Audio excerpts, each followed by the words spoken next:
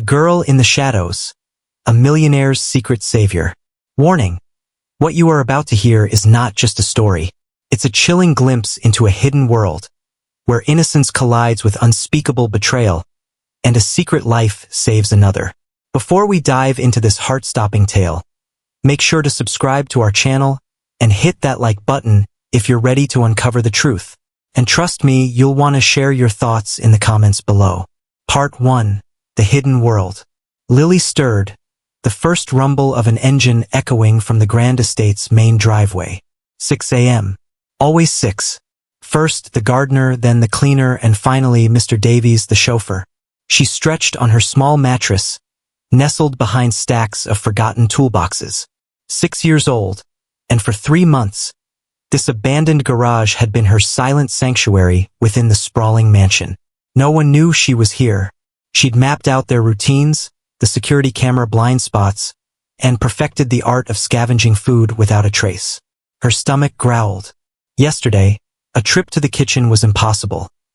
Victoria, the mansion owner's fiancée, had been on a late-night phone call, her voice hushed and agitated. Lily had waited, hopeful, but eventually drifted to sleep, hunger gnawing at her. She rose and crept to the garage's small window. From here, she could glimpse parts of the main house. It was enormous, with manicured gardens and a central fountain, a stark contrast to the rough places she'd known. Mr. Arthur Blackwood owned it all. Lily had watched him countless times from her hideout.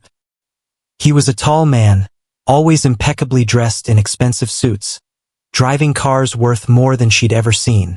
He had staff for everything: cooking, cleaning, driving, gardening. But there was something peculiar about him. Sometimes, she'd see him on his balcony, staring into the void for hours, as if lost in profound sorrow. Other times, she'd hear him talking to himself in the garage, especially when polishing his vintage red Mustang. It was odd. The wealthy people Lily had encountered before were always loud, laughing, throwing lavish parties. Yet, Mr. Blackwood seemed utterly alone, despite the constant presence of others. The chasm between their worlds felt like different planets. While he worried about which suit to wear or car to drive, Lily's mind raced with thoughts of finding food and a safe place to sleep. He had people to meticulously manage his life. She had only herself. What do you think connects these two seemingly different lives? Share your theories in the comments. Part 2. Whispers in the Dark. Unbeknownst to him, something profound connected them. Every night, when Mr. Blackwood descended to the garage to check on his cars, Lily would observe from the shadows. He always touched the Mustang with an almost tender reverence, as if it were his only true confidant. He'd murmur to it, confiding things he never shared with anyone else. "Tomorrow's going to be a tough day, old friend," he'd whispered just last night. "Victoria wants me to sign the marriage papers. I can't shake this feeling that something isn't right." Lily didn't understand much about marriage, but she recognized fear. And Mr. Blackwood was afraid. Now, as she watched the house stir with the employees' movements, Lily wondered what the day would bring. Victoria had been noticeably on edge lately, taking strange calls, her voice barely audible. And she'd started coming down to the garage at night, something she never did before. Mr. Blackwood's world was brimming with luxuries Lily could only dream of. Yet it was also rife with secrets and lies he couldn't see. From her hidden vantage point, Lily observed what no one else did. Hushed conversations among staff, Victoria's secretive phone calls, strange movements in the house during the pre-dawn hours. Her stomach rumbled again. It was time to find food. She peered out cautiously. The coast was clear. Slipping from her hideout, she headed towards the door connecting the garage to the main house. Little did she know, this morning, everything was about to change. Two vastly different worlds were on the brink of a collision neither could have foreseen. As she carefully opened the door, Lily heard voices drifting from the garden. Victoria was speaking with someone. It wasn't Mr. Blackwood. It was a man's voice she didn't recognize, and they were talking about the red Mustang. Part 3. The Wedding Day and a Child's Desperation. Lily woke to the sounds of music and laughter spilling from the main house. It was the day of Mr. Blackwood and Victoria's civil wedding. Guests swarmed the grounds, flowers adorned every corner, and a festive atmosphere permeated even the garage. She peeked through her window and saw Mr. Blackwood in a navy blue suit, looking elegant, but his eyes still held that familiar sadness. Victoria stood beside him in a white dress, smiling for photos, but her smile didn't reach her eyes. Lily remembered the chilling words she'd overheard last night. Mark and Victoria had been in the garage again, examining the Mustang. After the ceremony, he'll want to drive, Victoria had said. He always does when he's nervous. It'll be the perfect moment. Lily's heart pounded. She knew she had to do something. But what? She was just a child. Adults never believed her. Besides, if they found her in the garage, she'd be sent away. But she couldn't let something terrible happen to Mr. Blackwood. Hours crawled by. Lily heard the music, the toasts, the congratulations. Each sound amplified her dread. She knew that once it all ended, Mr. Blackwood would come down to the garage, and then it would be too late. Around 5 in the afternoon, the music began to subside. Guests were leaving. Lily watched from the window as Mr. Blackwood bade farewell to the last few people. Victoria was by his side, her gaze flicking towards the garage. It's almost time, Lily thought. Minutes later, she heard footsteps descending the stairs to the garage. It was Mr. Blackwood. He came alone, as he always did when he wanted to drive the Mustang. Lily dove behind the boxes, but this time not to stay silent. This time to wait for the perfect moment. If you were Lily, a child with such a huge secret, what would be your first move? Let us know in the comments below. Part 4. The Truth Unveiled. Mr. Blackwood walked to the Mustang, jingling the keys from his pocket, a familiar habit before driving. He looked tired, drained by the ceremony. "Come on, old friend," he murmured to the car. "I need to get out of here for a bit. All this wedding stress is getting to me." He opened the driver's door and was about to sit down when Lily burst from her hiding spot. "Don't get in the car!" she screamed with all her might. Mr. Blackwood spun around, startled. He saw her sprinting towards him, eyes wide with tears, hands outstretched as if to physically stop him. "The brakes! They did something to the brakes!" she shrieked. "What? Who are you?" Mr. Blackwood asked, utterly bewildered. At that moment, Victoria appeared at the garage entrance. Her face twisted when she saw Lily. "Arthur, what is this child doing here?" she shrieked, feigning surprise. "She's an intruder. She's probably trying to rob us." "It's not true," Lily cried. "She and a man were here last night. They did something bad to the car." Victoria rushed forward. "Don't believe her. Street kids always make up stories for money." But Mr. Blackwood didn't move. He stared intently at Lily. There was something in her eyes, in her desperation, that didn't feel like a lie. "What exactly did you hear?" he asked softly. "Arthur," Victoria interrupted. "You can't believe a vagrant. They said you wouldn't be able to stop at the first turn." Lily cried, ignoring Victoria. "And that afterwards, she'd take all your money." The silence that followed was chilling. Victoria turned deathly pale. Mr. Blackwood looked at the car, then at Victoria, then back at Lily. "Victoria," he said slowly, "can you explain what this means?" "It's obvious the child is crazy," Victoria retorted, but her voice wavered. "Or someone sent her to cause trouble." Mr. Blackwood knelt to Lily's height. "What's your name?" "Lily," she sobbed. "Lily, are you sure about what you saw?" She nodded. Yes, the man's name was Mark, and she told him the insurance papers were ready. This time, Victoria couldn't conceal her panic. Mr. Blackwood noticed immediately. Without another word, he pulled out his phone and dialed 3 numbers. "I need you to come immediately," he said when someone answered. "And bring a mechanic. I think someone sabotaged my car." While they waited for the police, Mr. Blackwood stayed close to Lily, and Victoria didn't stop trembling. Part 5: Justice and a New Beginning. The police arrived within 20 minutes, accompanied by Roberto, Mr. Blackwood's trusted mechanic. As officers asked questions, Roberto crawled under the Mustang with a flashlight. Good heavens, he mumbled from beneath the car. Arthur, come see this. Mr. Blackwood crouched beside the mechanic. Roberto showed him the brake lines. They were almost completely severed, hanging by mere threads of metal. If you'd driven like this, you'd have lost your brakes at the first downhill, Roberto explained. This was no accident. Someone wanted to kill you. The police immediately arrested Victoria. She screamed that it was all lies, that the child was insane, that someone had coached her. But when they checked her phone, they found messages with Mark, detailing the entire plot. Where is this Mark? The detective asked. He seems to know more than I do, but Mark had vanished.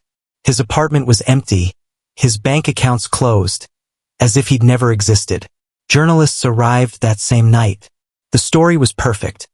Millionaire saved by mysterious child. Fiancee attempts murder for inheritance.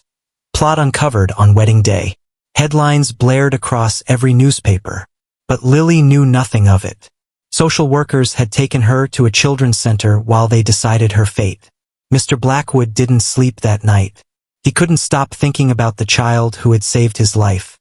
A child who had been living in his garage, starving, hiding, yet still risked everything to protect him. The next day, he went to the children's center. I want to see her, he told the social worker. Mr. Blackwood, we understand your gratitude, but the minor is undergoing evaluation. We need to find her family or a suitable temporary home. I want to be that temporary home. The woman looked at him, surprised. Sir, you're single, with no experience with children, and you've just been through a traumatic situation. I don't think it's the best option. That child saved my life, risking her own. It's the least I can do. It took 2 weeks of paperwork, interviews, and evaluations. But finally, Mr. Blackwood gained temporary custody of Lily. The day he took her home, she didn't speak the entire ride. She sat in the back seat, staring out the window, seeing nothing. This will be your room, Mr. Blackwood said, showing her a room he'd had prepared. It had a new bed, toys, clothes her size. Lily entered, looked around, and sat in a corner. She touched nothing. That first night, Mr. Blackwood heard her scream. He rushed to her room and found her sitting on the bed, trembling, eyes wide, as if seeing something terrible. Lily, you're safe, you're okay, he said softly. But when he tried to touch her shoulder to comfort her, she flinched and recoiled as if his touch caused pain. Mr. Blackwood didn't know what to do. He called a child psychologist the next day. The child shows clear symptoms of trauma, Dr. Evans explained after evaluating Lily. Children who've lived on the streets develop very strong survival mechanisms. Silence, avoiding physical contact, nightmares. It's all normal after what she's endured. What can I do? Patience, lots of patience. Don't force her. Let her go at her own pace. And bring her to therapy twice a week. The following days were difficult. Lily ate very little, and only when Mr. Blackwood wasn't looking. She slept on the floor beside the bed, not in it. She didn't speak, only nodded or shook her head. But Mr. Blackwood didn't give up. Every morning, he prepared breakfast and left it in her room. Every night, he read her a story before bed, even though she didn't respond. Slowly, very slowly, he began to notice small changes. One day, he found her drawing. She'd drawn a picture of them both standing by the red Mustang, her screaming and him listening. Can I keep this? Mr. Blackwood asked. For the first time in weeks, Lily offered a tiny smile and nodded. What do you think is the biggest challenge for Mr. Blackwood in helping Lily heal? Share your thoughts below. Part 6. A Family's Roots. 3 months later, the house had utterly transformed. It no longer felt like a silent museum. Now, there was the sound of small footsteps scurrying through hallways, laughter echoing from the garden, and conversations during dinner. Lily had started to speak. At first, only single words, thank you, yes, no. Then short phrases, can I go to the garden? I like this food. And finally, real conversations. Why did you live alone in this big house? She asked one night at dinner. Mr. Blackwood almost choked on his food. It was the first time she'd asked him a personal question. Why didn't I have a family? He responded honestly. My parents died when I was young, and I never had siblings. I don't have family either, Lily said. Well, now you have me. Mr. Blackwood felt something strange in his chest. It was as if something that had been broken for years was finally healing. The changes were small but significant. Lily now slept in her bed, not on the floor. She ate in the dining room with him, not hidden in her room. She'd started playing with the toys he'd bought her.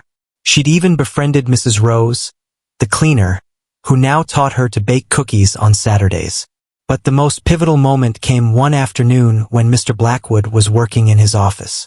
Lily rushed in, excited because she'd seen a baby bird fall from its nest in the garden. Daddy, come quick. We have to help the little bird. Mr. Blackwood froze. She called him Daddy without thinking, without hesitation, as if it were the most natural thing in the world. Of course, my dear, he replied, and they went out together to rescue the bird. That night, after tucking Lily into bed, Mr. Blackwood called his lawyer. I want to start the adoption process, he said. I want it to be official. Arthur, you know it can take years, right? And there's no guarantee. Judges prefer traditional families. I don't care how long it takes. She's my daughter. But his happiness was short-lived. A week later, Detective Miller called him with disturbing news. Mark Davies is out on bail, he informed him. His lawyer argued there's no direct proof he sabotaged the car. We only have the text messages with Victoria, and that's not enough to keep him locked up. Mr. Blackwood felt his blood run cold. What does that mean? It means he's free while we await trial. And frankly, Arthur, a man who tried to kill you once might try again. That same afternoon, Mr. Blackwood hired private security. He installed new cameras, changed all the locks, and stationed guards at the property entrance 24 hours a day. He explained to Lily that there were new security rules but tried not to alarm her too much. Is it because of the bad man? She asked. Mr. Blackwood was surprised by her intelligence. Yes, my dear, but don't worry. Nothing's going to happen to us. But Lily did worry. She'd lived on the streets long enough to recognize real danger. She began to notice details she hadn't before. Cars passing slowly in front of the house. People walking in the neighborhood who didn't belong. Phone calls that hung up when someone answered. One night, while they were having dinner, Mr. Blackwood's phone rang. Hello? He answered. Silence on the other end. Then, a voice he recognized instantly. Hello, Arthur. How have you been? It was Mark. What do you want? Mr. Blackwood asked, trying to keep calm so Lily wouldn't be scared. Just wanted to say hi and ask about your new little daughter. Lily, isn't it? Such a brave girl. Hope she's doing well. The threat was clear. Mr. Blackwood immediately hung up and called the police. They can't do anything, Detective Miller told him. He didn't directly threaten. He just asked about your daughter. That night, Mr. Blackwood didn't sleep. He stayed awake, pacing the house, checking security cameras, making sure all doors were locked. Lily didn't sleep well either. Nightmares had returned, but now they were different. She no longer dreamed of her life on the streets. Now she dreamed of losing her new family. Part 7. A Storm of Truth. The storm arrived without warning one Tuesday night. Lightning illuminated the entire house, and thunder cracked like explosions. Lily was in her room, trying to read one of the books Mr. Blackwood had bought her when the power went out. The house plunged into darkness. Daddy, Lily cried. I'm coming, my dear, Mr. Blackwood replied from his office. It must be the storm. I'll check the generator. But when Mr. Blackwood went down to the basement to switch on the emergency generator, he realized something was wrong. The basement door, which he always kept locked, was open. His heart began to pound. He pulled out his phone to call security, but there was no signal. The storm had knocked out the communication towers. Then he heard a noise upstairs. Footsteps that weren't Lily's. An adult's footsteps, slowly walking through the living room. Mark was inside the house. Mr. Blackwood ascended the stairs silently. From the landing, he could see a shadow moving in the main hall. Mark held a flashlight in one hand and something gleaming in the other. A knife. Mr. Blackwood thought quickly. His phone was useless. The security guards were at the main entrance, but with the storm, they probably couldn't see anything. And Mark was between him and Lily's room. He remembered the secret passage. The house was very old and had maintenance tunnels connecting different parts. There was one that ran from the kitchen to the second floor, near Lily's room. He moved towards the kitchen, keeping to the walls. The rain was so heavy it masked the sound of his footsteps. He reached the passage and began to climb the narrow, dark stairs. When he emerged on the second floor, he heard Mark's voice yelling from below. "Arthur, I know you're here, and I know you have the girl." Mr. Blackwood rushed to Lily's room. She was hiding under the bed, trembling. "Lily, listen to me," he whispered. "We have to leave here right now." "Is it the bad man?" she asked in a tiny voice. "Yes, but he won't find us. I know a place where we can hide." He took her hand and led her towards the secret passage. But before entering, Lily ran to her desk and grabbed a small box. "What's that?" Mr. Blackwood asked. "I'll explain later," she replied. They entered the passage and Mr. Blackwood closed the secret door behind them. The tunnel was very narrow and completely dark. Mr. Blackwood turned on his phone's flashlight, and they began to walk towards the other side of the house. Above, they could hear Mark breaking down doors, shouting, searching for them. "Lily, come out wherever you are. I just want to talk to you." They reached the end of the passage. There was a door that led to a small room Mr. Blackwood used to store important documents. It had a special lock and very thick walls. It was the safest place in the house. They entered, and Mr. Blackwood locked the door. "We'll be safe here," he told Lily. "Mark doesn't know this room exists."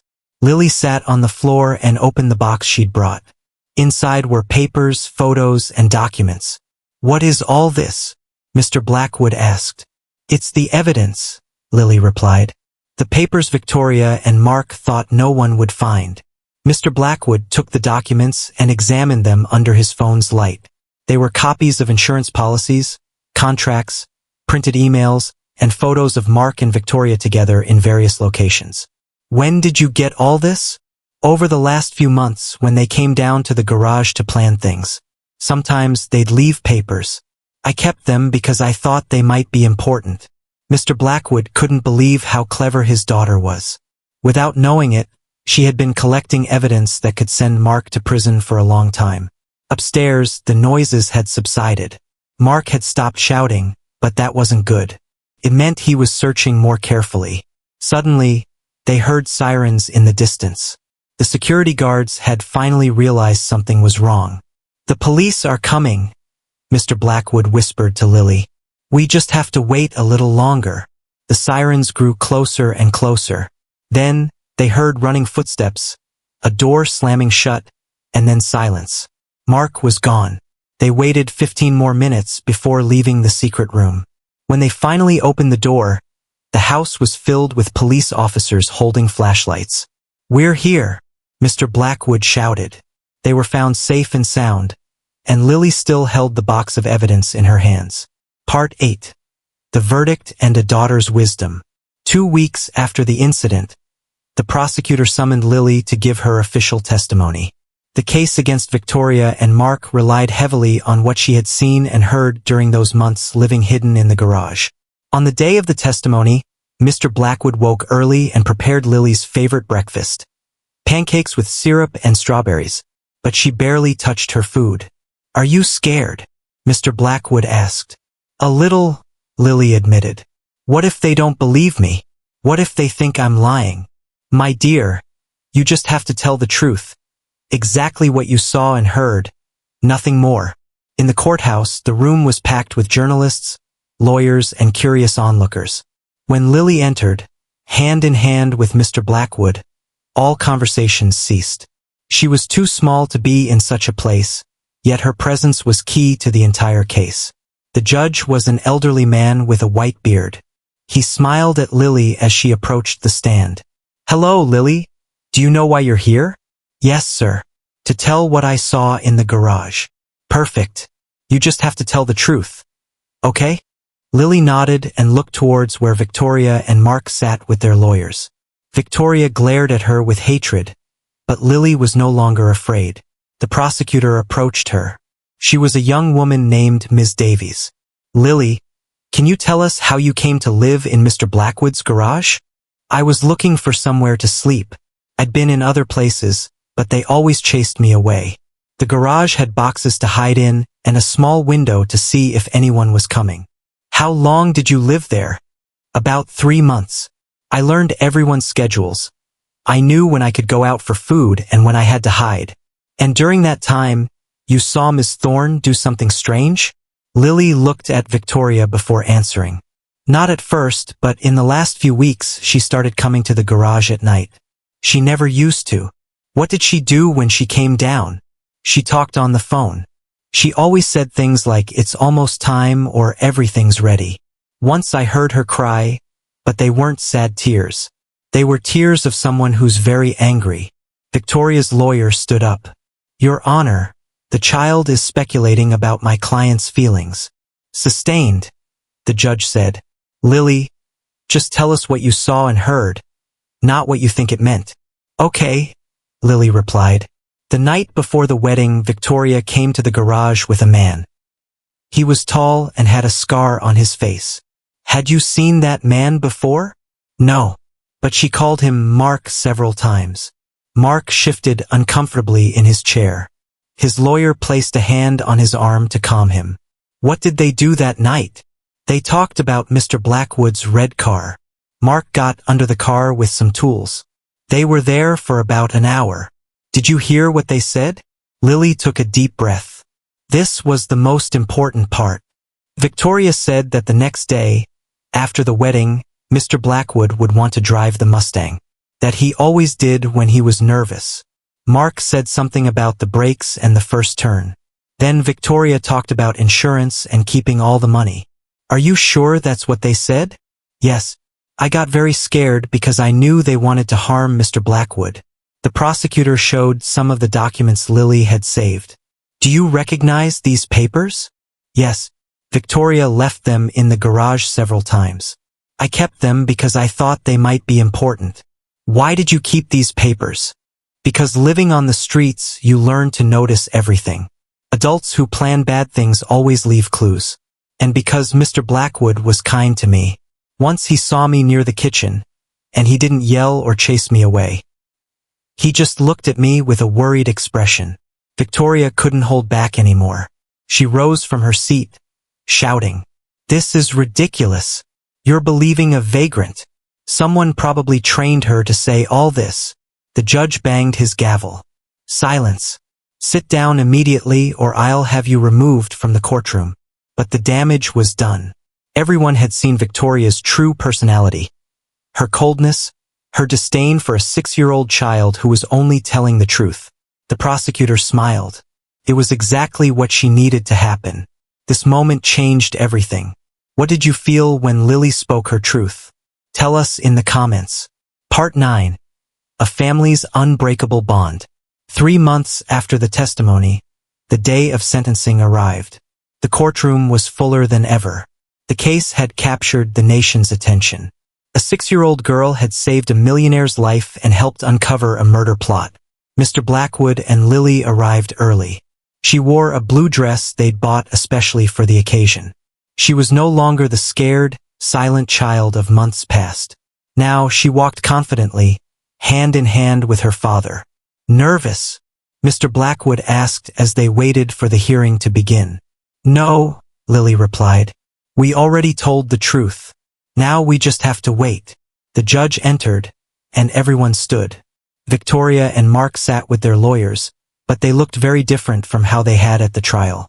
Mark had deep dark circles under his eyes and had lost a lot of weight. Victoria maintained her haughty demeanor, but her hands trembled. I have carefully reviewed all the evidence presented in this case, the judge began. The testimonies, the documents, the physical evidence, and especially the testimony of the minor Lily Blackwood. Mr. Blackwood noted that the judge had said Lily Blackwood. The adoption process wasn't yet complete, but everyone in the courtroom already considered her his daughter. In the case of Victoria Thorne, the judge continued, the charges are first-degree attempted murder, conspiracy to commit murder, and insurance fraud. The evidence is overwhelming. The documents found by the minor clearly show the detailed planning of the crime. Victoria stood up. Your Honor, I want to say something. You may speak, the judge replied. All of this is a mistake. That child. She pointed towards Lily with contempt. She's a liar. Someone trained her to invent this story. I loved Arthur. I would never have harmed him. Miss Thorne, the judge interrupted. The text messages on your phone completely contradict your statement. Furthermore, your attitude towards the minor throughout this process has been deplorable. Victoria sat down angrily. Her lawyer whispered something in her ear, but she ignored him. For the charges against Victoria Thorne, I sentence her to 25 years in prison without possibility of parole for the first 15 years. A murmur rippled through the room. It was a strong but just sentence. In the case of Mark Davies, the judge continued, the charges are attempted murder, sabotage, and breaking and entering. Although his involvement was lesser than Miss Thorne's, his actions directly endangered Mr. Blackwood's life. Mark was completely silent. He hadn't said a word during the entire process. For the charges against Mark Davies, I sentence him to 8 years in prison. When the sentencing concluded, the judge asked Mr. Blackwood and Lily to approach. Mr. Blackwood, I understand you have initiated the adoption process for the minor. Yes, Your Honor. I want it to be official. I want you to know that this court recognizes the special bond that exists between the two of you.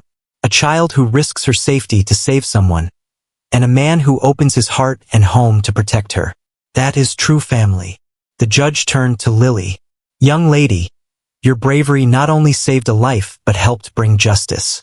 I hope that when you grow up, you remember that a small person can do very great things. Lily smiled. Thank you, Your Honor. I just did what was right. Outside the courthouse, journalists awaited them. Mr. Blackwood had decided to give a final statement. 6 months ago, I thought my life was complete. I had money, a big house, everything I thought I needed. But it was empty. Lily not only saved my life physically, she taught me what it means to have a real family. A journalist asked Lily what it felt like to be a hero. I'm not a hero, she replied. I'm just a girl who found a daddy. That night, while having dinner at home, Lily asked Mr. Blackwood how long until the adoption was official. A few more months, my dear. More paperwork, more interviews. What if they don't approve me? Mr. Blackwood looked at her seriously. Lily, listen carefully. No matter what the papers say, you are already my daughter. And I am already your daddy. No judge can change that. Lily smiled and continued eating her vegetables. For the first time in her life, she didn't have to worry about tomorrow. She knew she was home. Part 10. Building a future, one treehouse at a time. 6 months after the sentencing, life had taken on a completely different rhythm. The mansion that once seemed like a silent museum was now full of life. Lily's drawings adorned the refrigerator, toys were scattered in the living room, and the constant sound of a happy child running through the hallways filled the air. Lily was now attending school. At first, it had been difficult because she couldn't read well and was far behind other children her age. But she was very intelligent and learned quickly. Her teacher, Ms. Green, always told Mr. Blackwood how proud she was of Lily's progress. It's incredible how much she's changed, the teacher commented during a parent-teacher conference. When she arrived, she was so shy. She'd hide when other children made noise. Now she's one of the most active participants in class. Mr. Blackwood smiled. At home, too, he'd noticed the changes. Lily no longer woke up screaming from nightmares. She ate without fear of the food running out. She played in the garden without constantly scanning the exits. But the biggest change had been in himself. Before, his days were monotonous: work, eat, sleep. Now every day was an adventure. He had to help with homework, take Lily to school, attend parent-teacher meetings, plan weekend activities. Daddy, can we paint my room? Lily asked one Saturday morning. What color do you want it? Pink with yellow flowers, and I want to paint butterflies on the wall. That same afternoon, they went to buy paint. Lily picked all the colors and even convinced Mr. Blackwood to buy glitter to make the butterflies extra pretty. They spent the entire weekend painting. Lily got more paint on herself than on the walls, but she had a blast.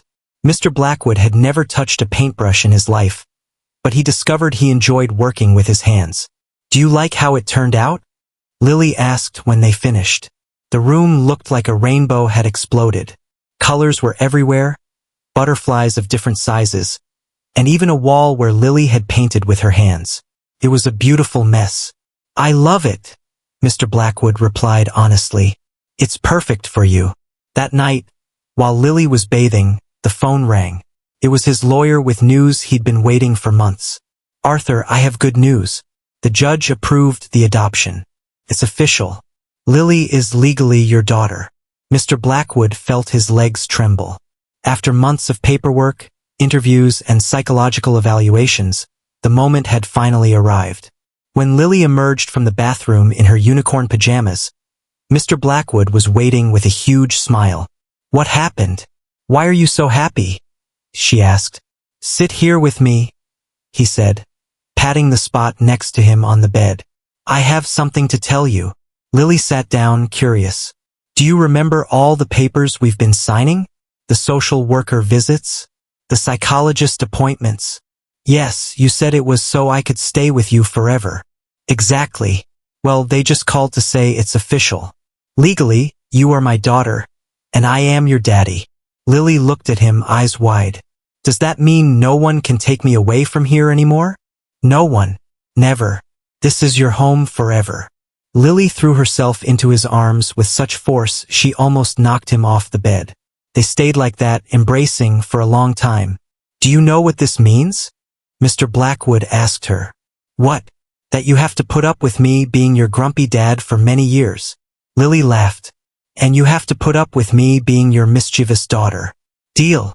That night, after putting Lily to bed, Mr. Blackwood stood at her bedroom door, watching her sleep. The room, filled with colors, the drawings on the walls, the toys strewn on the floor, all evidence that his life had changed forever.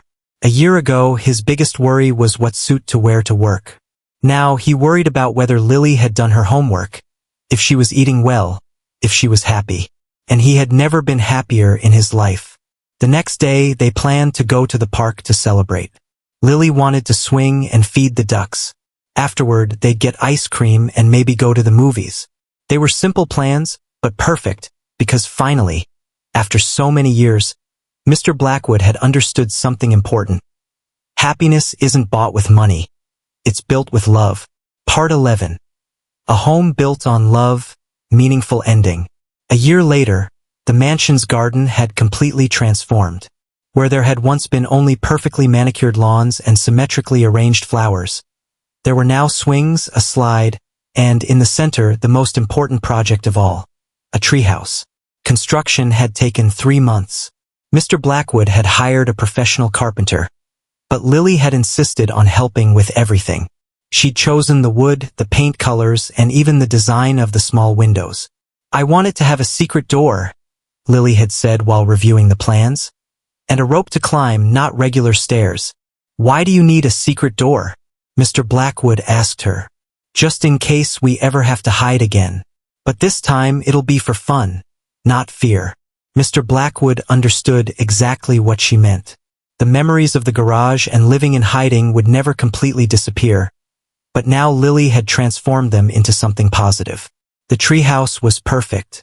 It had 2 levels, windows with curtains Lily had chosen, a small library where she kept her favorite books, and indeed, a secret door leading to a compartment where they could store treasures. "Ready for the official inauguration?" Mr. Blackwood asked one Saturday afternoon. Lily was excited. They climbed the rope one after the other. Upstairs, the view was incredible.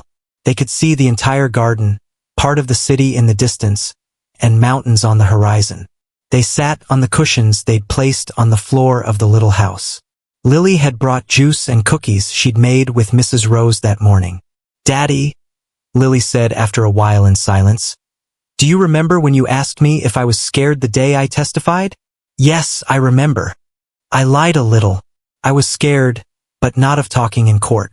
What were you scared of then? That after everything, when you weren't famous for the case anymore and the news stopped, you'd get tired of me and send me back to the orphanage. Mr. Blackwood felt a squeeze in his chest. He turned to look at Lily directly. My dear, do you know when I realized I loved you like a true daughter? Lily shook her head. The first day I took you home from the children's center. You were sitting silently in the car, looking out the window, and I thought, this child saved my life, but I want to save hers too. Not out of gratitude, but because I already loved you. Really? Really? And do you know when I knew you loved me too? When?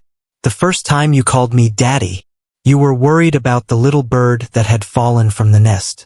You weren't thinking. You just called me Daddy, because that's what you felt. Lily smiled.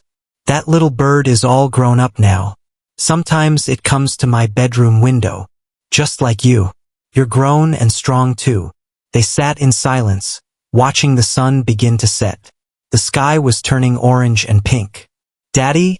Lily asked. Do you miss your old life? When you lived alone and didn't have to worry about anyone else? Mr. Blackwood considered his answer. It was an important question and deserved an honest response. You know what? Before I thought I had a good life. I had money, a nice house, an important job. But now I realize it wasn't a life. It was just existing. What's the difference? Existing is waking up, working, eating, sleeping, and repeating it all over again. Living is waking up excited because you're going to have breakfast with your daughter, worrying about how she's doing in school, laughing when she tells bad jokes, and falling asleep happy because you know more good things will happen together tomorrow. My jokes aren't bad, Lily protested, laughing. They're terrible, Mr. Blackwood replied, ruffling her hair. But you always laugh, because they're funny how bad they are. Lily playfully elbowed him. Then she became serious again. Daddy, do you think everything had to happen this way? About Victoria, living in the garage, all the bad stuff. I don't know if it had to happen, my dear, but I do know that in the end, it brought us here, to this moment, together in our treehouse. And that feels perfect to me. The sun finally set, and the first stars began to appear. Father and daughter stayed up there, planning all the adventures they would experience in their treehouse. A family born from fear, but now living in happiness. Thank you for joining us on this incredible journey. Lily's bravery and the love that blossomed between her and Mr. Blackwood teach us that the most beautiful families aren't always born of blood, but of the heart. This story of survival, justice, and true love proves that even in the darkest moments, hope and kindness can transform lives forever. If this story touched you as much as it did us, don't forget to like this video and share it with your loved ones. We love knowing we have such an incredible audience from different parts of the world. If you enjoyed this emotional story and want to see more content like this, subscribe to the channel and hit the bell icon so you don't miss any new tales. Your comments always inspire us to keep creating quality content. And now we want to get to know you better. Where are you watching us from? Let us know in the comments below if you're from the US, UK, Canada, Australia, or any other beautiful country that shares in our English-speaking family.